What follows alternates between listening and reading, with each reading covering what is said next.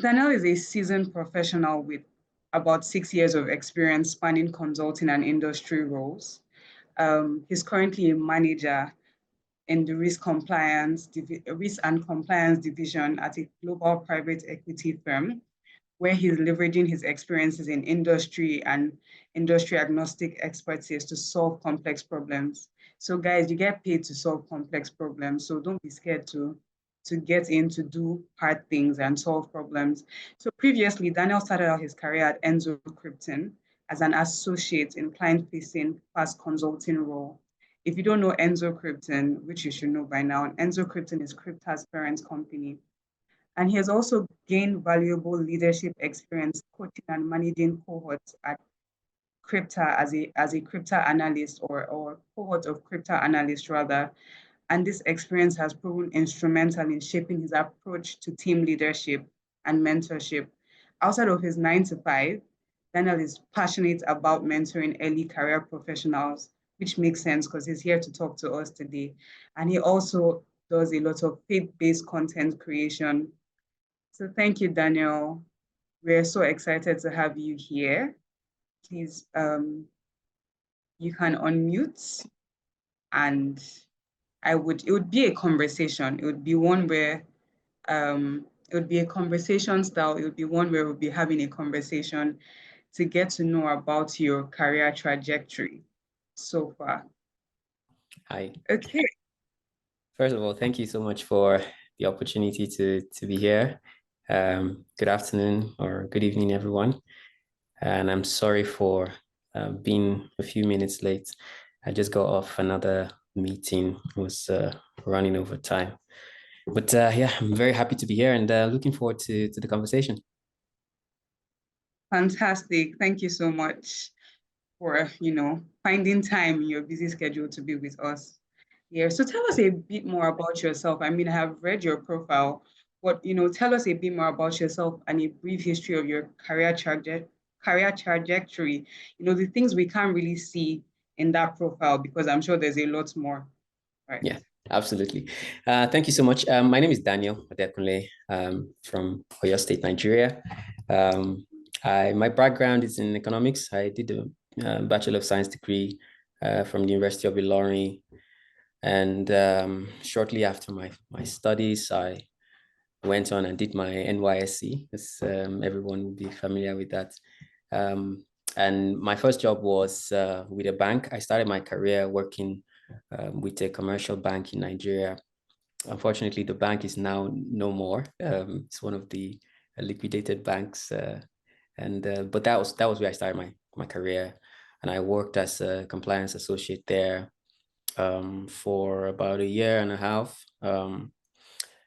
And then I joined PwC. I joined PwC as an associate. I was with PwC for a short period of time, not up to a year, to be honest, before I saw the next exciting thing to do.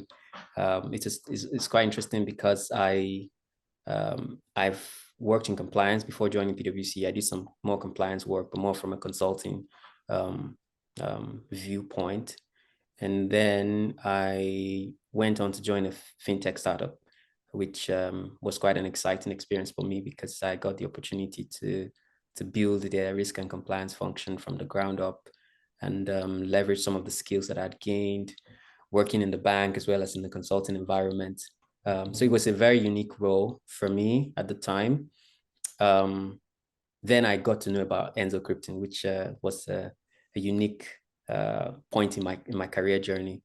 I joined Enzo Krypton, first of all, as a part-time consultant, working on some engagements and picking up new skills, refining some of the skills that I had as well.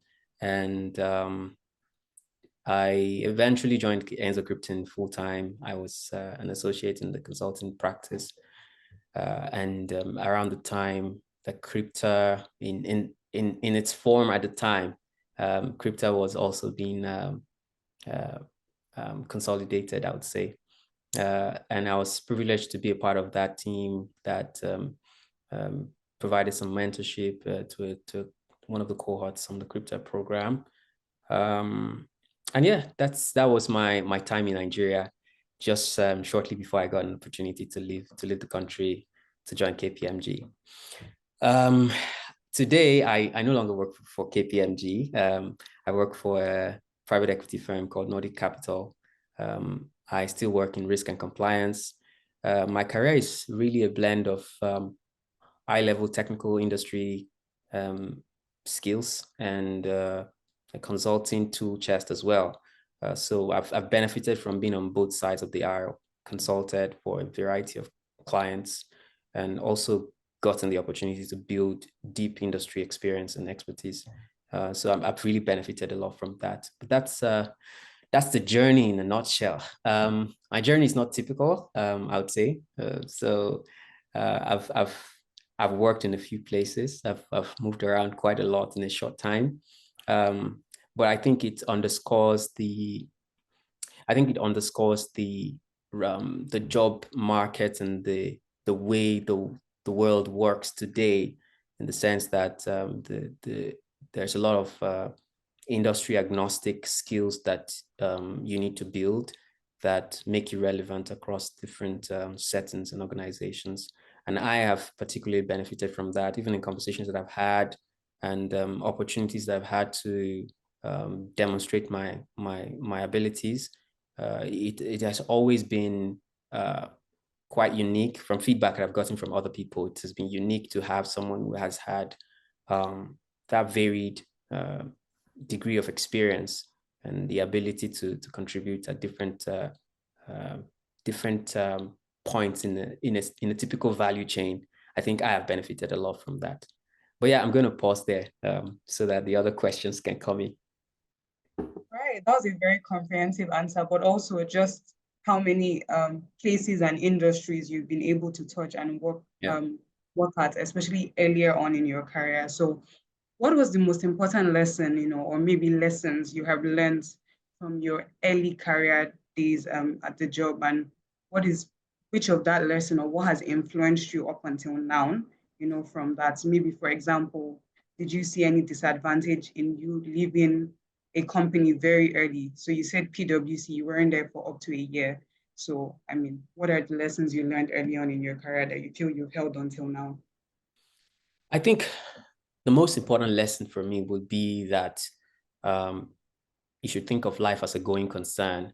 Don't think about life I mean, it's good to take stock of your current situation, but always have the long-term picture in mind. Whatever decisions you're making, whatever mistakes you think you've made, don't think of them in isolation. Think of them in terms of how they fit into the broader picture, the broader story that your life is being made into. There are times when I have had to sit down and take stock of my life, and I felt I was not going in the right direction. But in retrospect, you see all the opportunities that have since opened up to me, and you can literally connect the dots in terms of the continuity of the story.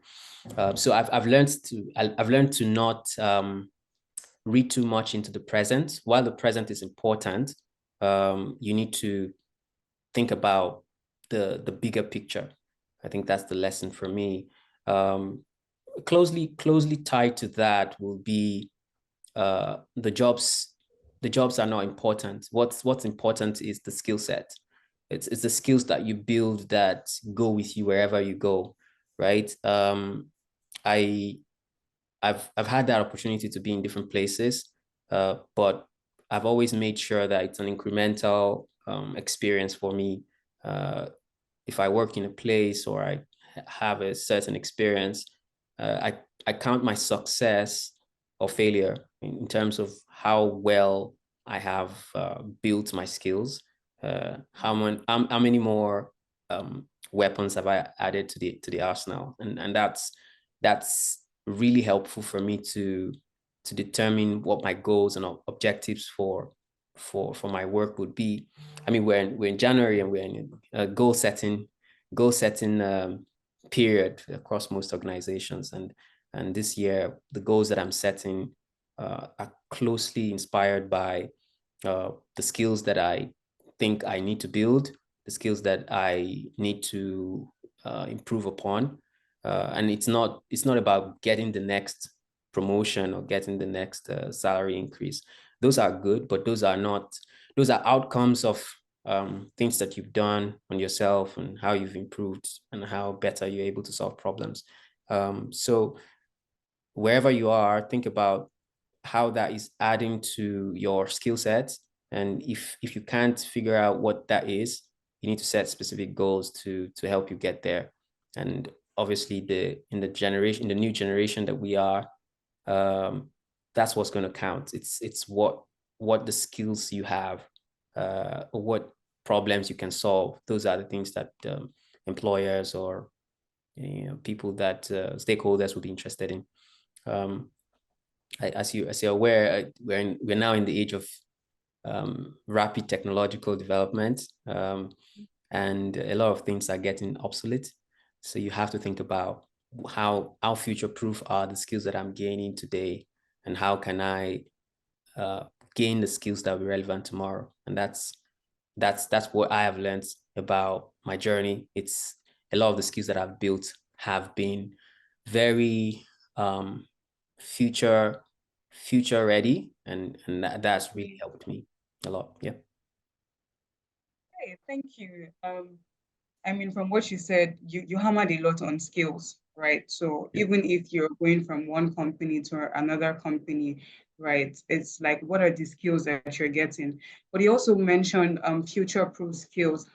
Now, my question is what were your specific strategies to know that, hey, these are skills that I need as an early career professional that are future ready skills? What are those specific skills that you'd say, hey, as an early career professional, these are the skills that I should be looking out for. These are the competencies I should be getting, regardless of the industry, because clearly you've also gone across multiple industries. So what are those skills? Yeah, good question. I think for me, a lot of the skills I have built were not even premeditated. There was some of the skills were circumstances and situations that put you in positions where you essentially put pressure on you to grow into those abilities. I recall when I was during my undergraduate days in the university, I had several opportunities to teach tutorials, and I was also very highly involved in school Christian fellowship activities. Some of these opportunities and volunteer and extracurricular initiatives, they really helped build some of the skills that I think have proven very valuable for me in the past few years. And at the top of the table, I would say, is communication skills, your ability to pass across your message in a convincing way that makes people want to listen to what you have to say, regardless of the industry or the discipline that you are in. It would always be valuable. I've learned that words rule the world, right? It's not. I mean, it's good to be technically proficient in whatever industry you work, but at the top of the table, in terms of skills that position you very well, I think communication skills rank very high on there. And I mean, communication skills is very broad, but your ability to speak, your ability to write, your ability to build relationships with people, those are timeless skills that will never be redundant. I mean, and the way I think about it is that even in the world of high technological change, as long as the services that are being provided or the problems that are being solved relate to human beings, there will always be that requirement for people to connect with you, because one of the primal needs, or one of the most significant needs of the human race, is the need for connection. We want to connect with people. We want to know that we are heard, and we want to hear what other people have to say and what their perception of us is. And I think that's what drives the demand for communication skills, because even at the most senior levels in most organizations, the people that sit on the board want to know that what they're saying makes sense. They want to hear someone articulate the priorities that they have. And those are the things that position you at the top. So in a nutshell, it's the skills that will transcend time, that would transcend environment or industry. Those are the skills that I prioritize. And I think communication was really a priority that I have focused on for the past few years. It has really paid off for me. Ability to write very well. I remember it's one of the fondest experiences I had when I was with Enzo Krypton and with Kryptr was just a lot of the emphasis that was made on writing well, articulating your thoughts in a very clear and concise manner. I think that has stayed with me, and I've gone on to write things that I never thought I would have the opportunity to write. I mean, both in my capacity as a consultant with KPMG here, as well as now that I work in private equity. You have to write a lot, and the things that you're writing goes to serious decision makers. These are not these are not presentations that will sit in a corner and will never be acted upon. People are making $1 million decisions on some of the things that you write. So being able to write very well, I think, is massively underrated. And I'm very thankful for the experience that I had with Kryptr to build on that experience.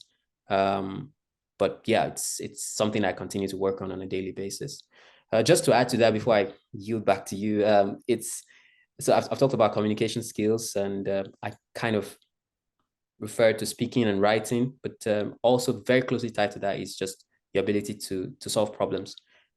People want problem solvers, and it's not just being able to solve a problem, but being able to even identify what the problem is and articulate it properly so that the stakeholders involved will get the assurance that you know what you're doing. And this, I think problem solving and critical thinking go hand in hand. If you can't think critically about the problem, you can't identify what the issue is, then you will not do well in solving it. So it's being able to think outside the box. It's a term that is thrown around a lot, but it takes a lot of practice. It takes a lot of pressure, high pressure situations to refine some of the skills. But those are very, very valuable, regardless of where you work or the industry you focus on.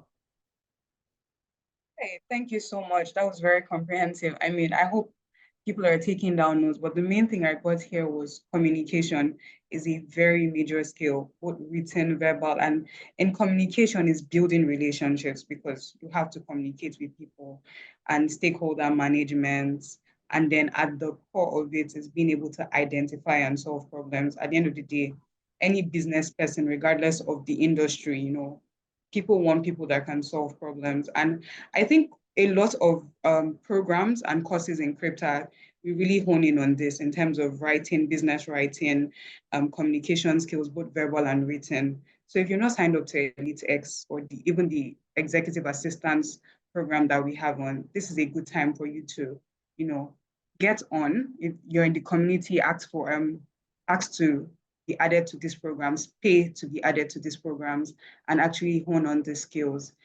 Right. So my next question would now be a thing around expectations versus reality as an early career professional. A lot of us, you're leaving uni, you have these high hopes. After, in fact, from NYC, I'm going to join KPMG or join this bank. And for you, in some ways, you had that. You started off in a bank, which for a lot of people, that is a dream. What were the expectations you had versus the reality that it was, and how maybe grueling? And you've mentioned how a lot of skills you honed and you're using till now are skills that it was based on you being thrown into the fire, basically, right? And even in volunteering, which I would say that for people, if you feel like you haven't found your dream job yet, well, he mentioned he volunteered a lot, taught and things like that to hone those skills. For you, what were the expectations versus reality for you? What was that like? Yeah, great question. So I think if I were to be very specific, my first job, I had a huge shock when I started the job versus what I was, expecting. I mean, the banking industry is to a large extent overrated. And I say this having had that personal experience. A lot of us wanted to work in banks. I mean, to be fair, before I finished school, before I finished my undergraduate degree, I always said I was never going to work in a bank. But then as soon as I finished and I, got a wind of how much they pay them in people that work in the bank, I was hooked. I wanted to work in a bank at all costs. And yeah, the compensation is quite lucrative, especially for a new graduate. But majority of people who work in banks will not. I mean, let me not speak for majority, but it's usually a letdown from what you would expect because except you work in the very very critical or strategic functions, you would soon be bored if you work in a banking environment. And add to that the fact that the bank I started with, they made a lot of promises to us during my training, and we got in, and it was a different experience entirely. The branches were old, the equipment was dated. There was nothing exciting. I mean, we had colleagues that were working in the head office units that really had a good time, but that was not the case for me. So, but yeah, that's the very specific example in terms of expectations being let down. But on a more general level, I think that a lot of people, to speak for myself, I didn't really know what corporate life would entail prior to entering into that. You imagine corporate life as wearing suits and going to a fancy office, and you don't really know what exactly you'll be doing there. And it's joining the corporate world and seeing how it works and the dynamics of office politics and all of that. It really changes you as a person. And if you're not adaptable and you're not resilient, you may end up falling off the wagon. So I think what I would advise is you need to be prepared to face difficult moments, to meet difficult people, to meet obviously a variety of people, the good, the bad, and the ugly as well. But you need to build some degree of resilience. You need to be ready to endure and to persevere and to learn in the process as well. But corporate life is usually a different experience from what we often paint in our minds. And I think the other point I will add before I yield is it's the mundane, the routine experiences that form the bulk of what you do in the corporate world. I mean, there are days when you would do the exciting, big projects, but most of it, 60-70% of corporate life is the mundane and the boring, and you have to be ready to, cultivate some tolerance for those kinds of things as well, right?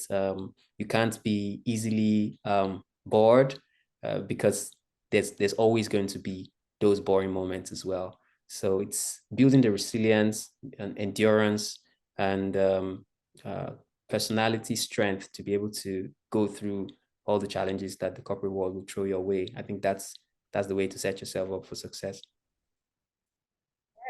Right. Definitely. I can imagine working at a bank. I too never wanted to work at a bank. It's just never wanted to work at a bank. And I can see a lot of people in the comments being like, me too, I never wanted to work at a bank.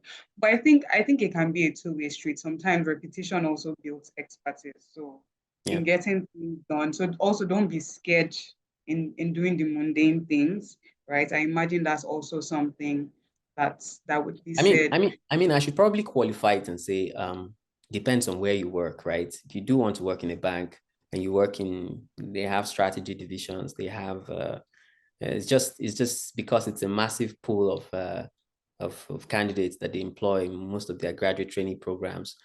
People just get thrown into different things, and it's more like a lottery. So if you're lucky enough to if you're lucky enough to get to the strategically important units, then thank your stars. But it's not often the case. Yeah. Right. I guess this is also where self-awareness comes in. What do you really want to do, and what are your long-term goals? Okay, so we'll move forward a bit in terms of from you moving from Enzo Krypton in Nigeria to moving to KPMG in the UK. You're moving companies, but you're also moving countries. We spoke about the shock you had to your entering a bank. What's the culture shock like moving, and this how you've used the skills here and people skills, communication skills, and everything else to adjust weather conditions, just all the different things you have to adjust to moving countries. Yeah. I'll preface my answer with the fact that okay, I guess I'll go this way. I think in 2021 or thereabouts, a friend of mine shared a post on its WhatsApp updates, and the quote was captioned, "Talent has no passport," and that quote has stayed with me for since that time. I mean, very curious quote, very life-changing. Talent has no passport, and it's the truth, and that's what I have found. Talent is borderless, and despite what I have been what I have been conditioned to believe as a child and into my early adult years, that if you're born in Nigeria, you're limited, or if you're born in Nigeria, there's really there's a limit to how transferable your skills are. I found that to be false from my experience. Talent is really borderless, and since coming to the diaspora and experiencing the work environment, the work culture, and the challenges that you'd be asked to surmount, it's clear that if you really know what you're doing, you are bound for success. Now, notwithstanding that, there are genuine challenges that you would face as expatriates moving to another country. I had the culture shock, obviously. I remember when I got to London, and I landed in Heathrow, and my partner and I, because I'm married, so my wife and I we're just saying, it's not that bad. I mean, the weather is okay. People just complain for nothing. This is bearable. So I called my parents, and they were like, what how is the weather there? I said, it's so normal. I don't know what people complain about. Anyways, I had to join another flight. So we had to step out of the terminal to join a shuttle that took us to the next flight. And so as soon as we stepped out of the terminal, my wife and I, we looked at each other's faces, and we understood the glance. It was something else. The cold was killing. I think that day it was about 0 degrees or -1. And then I knew that the force is not for nothing. It's extremely cold. I've always said nothing prepares you for the weather change, but that's just beside the point. But basically, there are genuine culture shocks. I think one of the more significant ones I can think of is just generally the way the African spirit of camaraderie, or each other, you want to go say hello to someone over across the street. That doesn't exist here in the West. I think it's there's a very strong sense of individualism. Your neighbor will not knock your door if you don't if you don't invite them in, basically. So it's a different environment. People are very individualistic and very private, very personal. And I think it also bleeds into the workplace environment as well. You're expected to know what you're doing. course, there's always support, but it's quite there's limited tolerance for incompetence. I'll just put it that way. There's limited tolerance for incompetence. I think positively, it's an atmosphere of competitiveness. It's an atmosphere of excellence.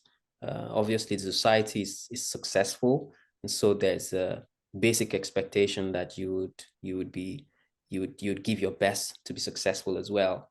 And there's also obviously there's nepotism and there's favoritism in every society, but it's not as pronounced here in the West, in my own experience, as you would expect in other places down in the global South. But yeah, it's there's the good and there's the bad as well. I think the negative experience is that of course there's still some form of racism. Some of it it's systemic, some of it is overt, some of it is I have not had any negative experiences, but I do know that these are still experiences that people have in these kinds of environments, because it's highly merit driven as well. So if you're really good at what you do, you may be exempt from those kinds of experiences. But yeah, it's a really thriving society. And before I yield back, I would say it feels so good to have 24/7 electricity. It's I have been here now for over 2 years, and I've never had one moment's darkness. It's darkness by choice. If I wanted to switch off the lights, then I could have that. But it's underrated how much erratic power supply impacts our productivity in Nigeria. Heavily underrated.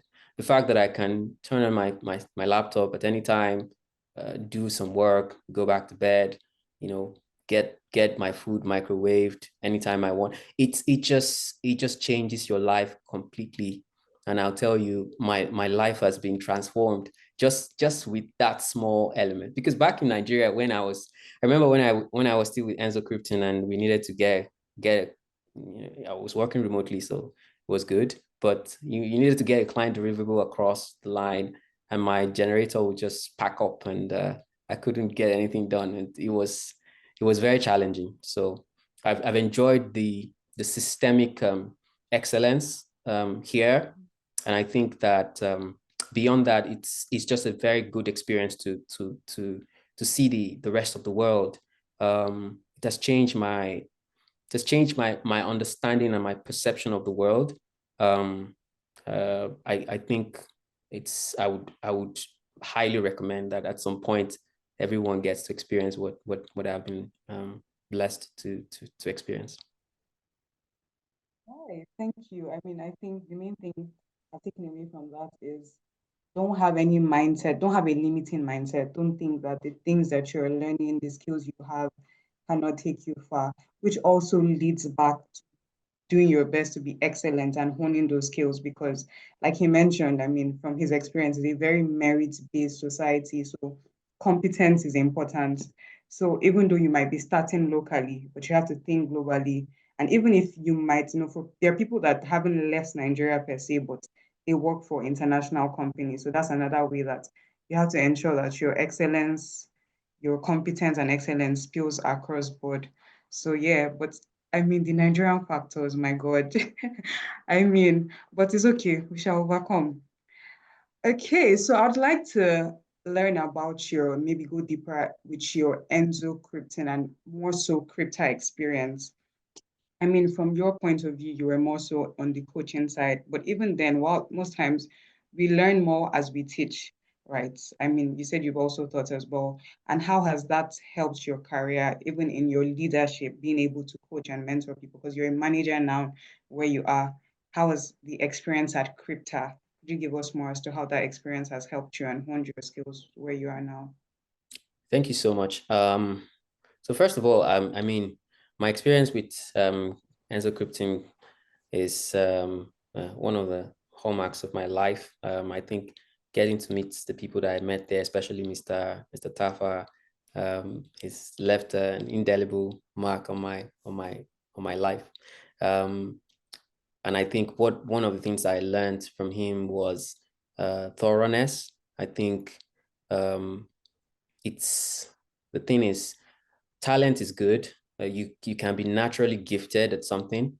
We have people who have very high intelligence quotient, but because of that, you easily fall into the trap of laziness. You can be because even if you're lazy and you don't do your best, your mediocre work is still probably better than the average person. So, but learning how to be thorough and learning how to be very deliberate at getting an excellent output, I think was the hallmark of my experience there. And to add to that, the experience with Krypto was really helpful because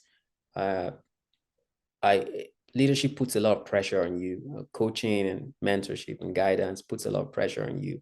We have a project to deliver, and you're working with 3 people to get it done. It can be difficult sometimes because, especially if you're a perfectionist, like I like to think of myself to be, I want things to be done a certain way, and you get people to work together towards that common objective. It's very, very challenging, but at the same time, that's how you learn. And sometimes the more you articulate your ideas to other people, the better you get in defining what those ideas should be. So the Krypto experience was really good for me to learn how to lead, to learn how to manage, to learn how to teach as well, especially in a corporate setting, because if you're teaching students, it's different from you're teaching fellow professionals. It's a different experience. So it was really, really good to shape me and to mold me into the kind of leader that I believe I now am. But I think the most important thing is being able to still build, good relationships with people you work with, right? It's interesting that the people that I work with, especially the Krypto cohort that I worked with back then, it's been a few years now, but we still keep in touch. We're still able to communicate, and it's very rare. A lot of times, you have this management mindset. There's a difference between being a manager and being a leader, and that was a good opportunity to learn the difference between those two. That you really want to guide and help people, and you care about them sincerely, and it has cascaded into my experience till today. Everyone I work with, we've always had a positive experience working together, and we are able to keep relationships even after we no longer work together. And that's really what leadership should look like. And I think Enzo really helped me to build that foundation. Fantastic. Right. Wow, amazing. That's actually a lot in terms of just relationship building and the actual skill. So, I mean, you mentioned critical thinking as a major skill. And, if you know Mr. Tapper, Krypto, that's a major thing. Could you maybe hone deeper into the importance of, switching on your thinking caps, especially with your experience with Krypto? Can you? Yeah. So in a nutshell, I think critical thinking is about being able to break problems down into bits so that you can have a more systematic approach to solving them. Thinking is not just a problem at individual professional level. It's a problem at scale, right? Even at large organizations, a lot of times people see a problem, and what they do is you see a problem, you throw money at it, or you throw more people at the problem, right? So, but it's not really about increasing the resources. Sometimes that may be the answer. You may need more resources to solve a problem, but most of the time it's the approach that needs to be refined, and being able to break down problems into smaller bits, and having a structured approach to problem solving. I think is vital at every level. And this MISI framework, I think we may be familiar with that, mutually exclusive and collectively exhaustive has been very helpful for me, even in my personal life. I mean, sometimes my wife is tired of me. Sometimes she say, "Hey, what's the messy way to solve this problem?" You know, it's really good. It's a good framework. Well, mutually exclusive, collectively exhaustive. In my line of work, I get to write a lot of documents. I write policies and procedures. I write reports. I brief boards of directors and all of that stuff. And using that framework to tackle every problem is quite handy. It's a handy tool, easy to understand, and it's the first step to breaking down a problem. Critical thinking too is a luxury that not everybody can afford. I mean, it's best that you start your career, learning these tools, because when you get to a certain level, you may not be able to. I mean, the brain is flexible, but as you grow older, it becomes more and more difficult to absorb new concepts. So it's really good that you learn these tools on time, and you're able to put them to use practically before you start to face the big problems. And I mean, you can extrapolate that to national level decision making. For example, you see problems in Nigeria's systems and parastatals and government, and some of these problems, you have very competent people at the helm of affairs, but sometimes it's just about being able to properly solve the problem and think critically, assess the options that are available, and because this is not something that they are familiar with from their early career stages, it's difficult for them to follow through in some of those. So it's really handy, and it helps you even in communicating, because if you're able to think critically, you are able to lay out issues very clearly, and that boosts the confidence of stakeholders in you. I find myself increasingly becoming a subject matter expert, not necessarily because I know all the technical bits to the problems, but because stakeholders trust me that I'm able to tackle something very strategically in a structured way, and I can go back and formulate an action plan just by the skill set of thinking and solving problems properly. I've had situations where I was not even competent in that particular area, but I'm able to guide people who are competent in how to address the problem. And that's where, as a professional, you're not just building skills in your area of interest, but you're also building project management and program management abilities. And part of that is being able to structure things for other people who are, highly skilled in a certain area. So those are areas where thinking critically, analytically, I think has really paid me very well. Yeah. Okay, thank you. And I mean, I've seen how you've applied it to your daily life as well, both professionally and even in everyday life. Thank you so much. I have one final question, okay. But at this point, I would say if anyone has a question that they would like to ask, please start dropping that in the comment section so that we round up in good time. Before I ask my question, so that I could see that and ask him right after. So if you have any question you'd like Daniel to answer, please put that in the comment section. All right, so my final question, right, is like a cumulative thing. What advice, it's a double thing, well, it'll probably be one answer. What advice would you give to your younger self?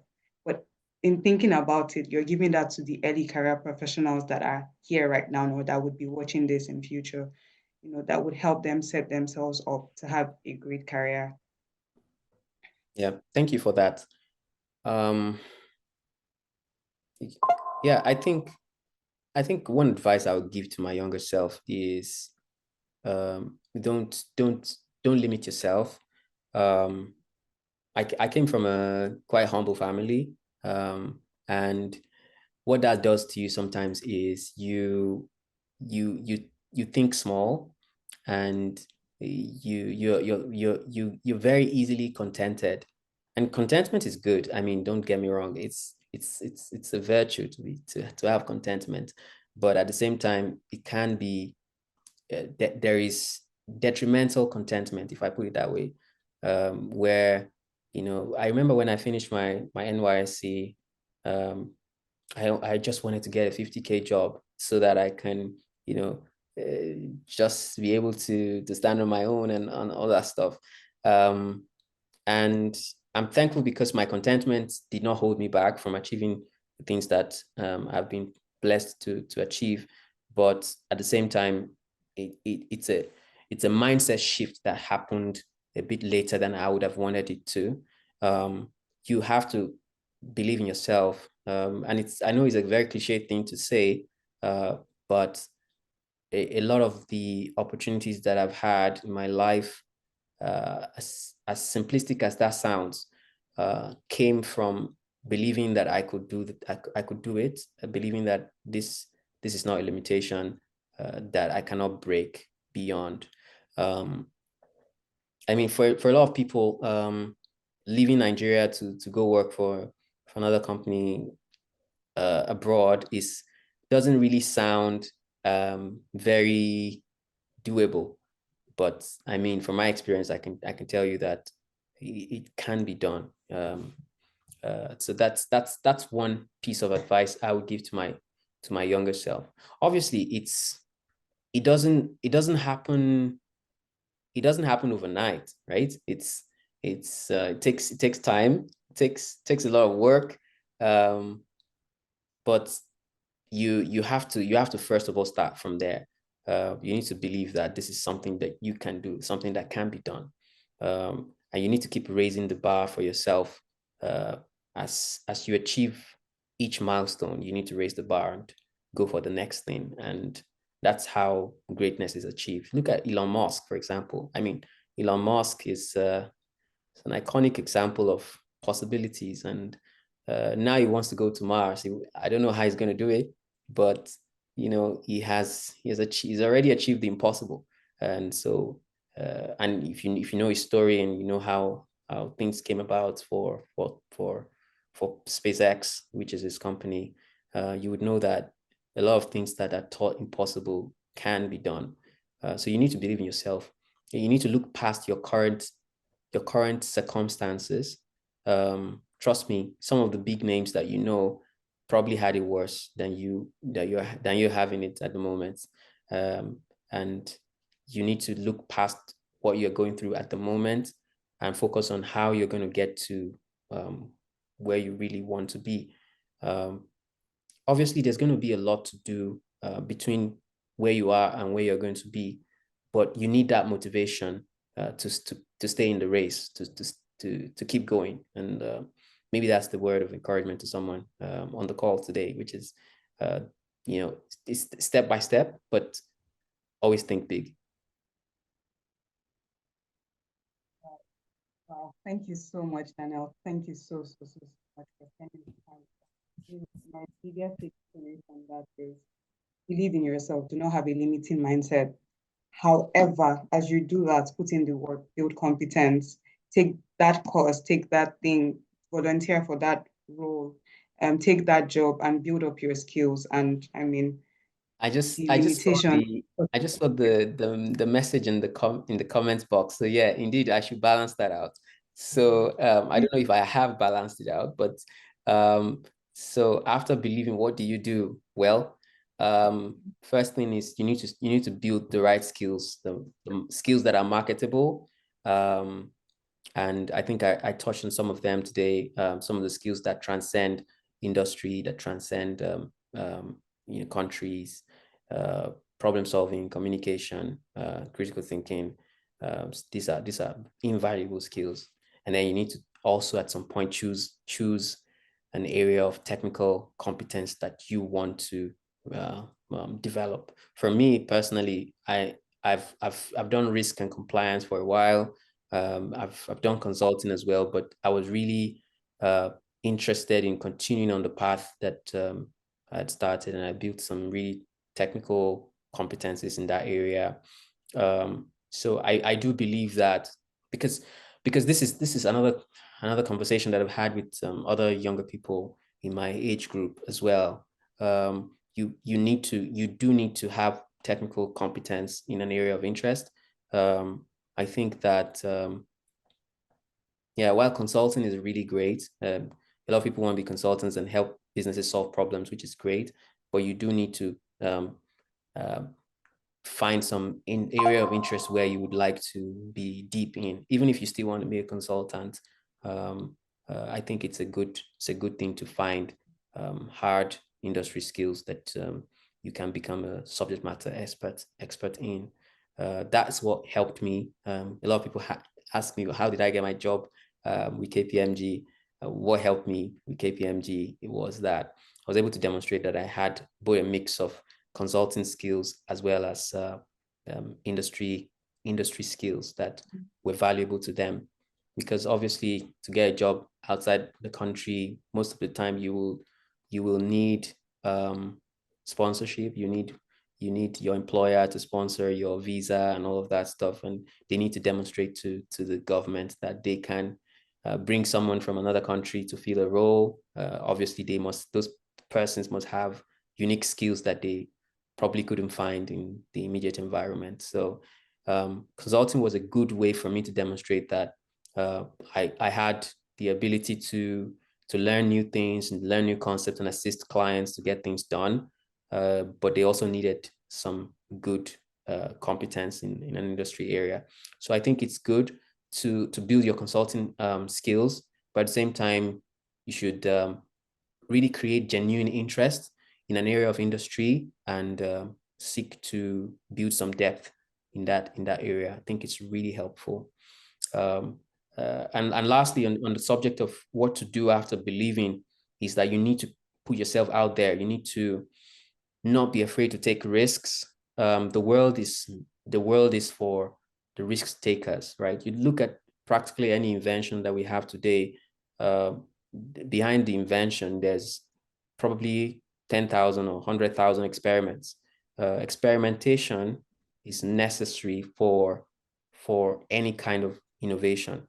And a lot of people see my CV and say, oh, I was talking to someone recently and he said, oh, this is a good CV. You have really nice companies on your CV. And I said, well, there's a huge graveyard of failed rejections, failed applications and rejections, right? My email address can probably tell a better story of my career journey than my CV, because I tell you, I've had my fair share of rejection emails. So if you think you're having a bad time now with rejection emails, trust me, you're not alone in that boat. There's been thousands and thousands of rejections, and it's an illusion to think that you're gonna, if you try something the first time, it's gonna work.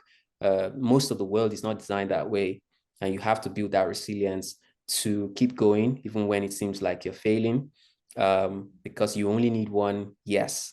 Basically, I'd applied to join KPMG UK. First try, I failed. Second try, I tried with Deloitte, I failed. And then so the second time I tried KPMG again, and I got a job, and that has changed my life completely. So it's not really the rejections, it's the one yes that makes the difference. But you have to have the presence of mind to keep going and to keep trying, and to not just keep trying the same thing and failing. And maybe I should balance that out as well, because you can't. I think someone said it's a lunatic that keeps doing the same thing and expects a different result. But there is some persistence that is required to get any kind of success. Of course, you take back some of the feedback, you look at what am I doing wrong, what can I do better. But what's most important is the persistence to keep trying and to keep going. And if my story can motivate you for anything, I think you should think about the fact that I have probably thousands of rejections in my email, but it has not stopped me from achieving the things that I have. So yeah. Fantastic. Thank you so much. I mean, yeah, it takes 10 years to be an overnight success. People see, and I mean, I'm sure we would have assumed, oh, this was his first try and he got straight into KPMG UK fully sponsored, but we're now here and we're getting more insight that, hey, this was not the first try, this was not the first company. So you have to be comfortable hearing no, but more than that, seeking feedback or even looking internally within yourself and saying, hey, what did I not do right? Which still is seeking feedback because you have to search to know what you did wrong. Thank you so, so much for your time.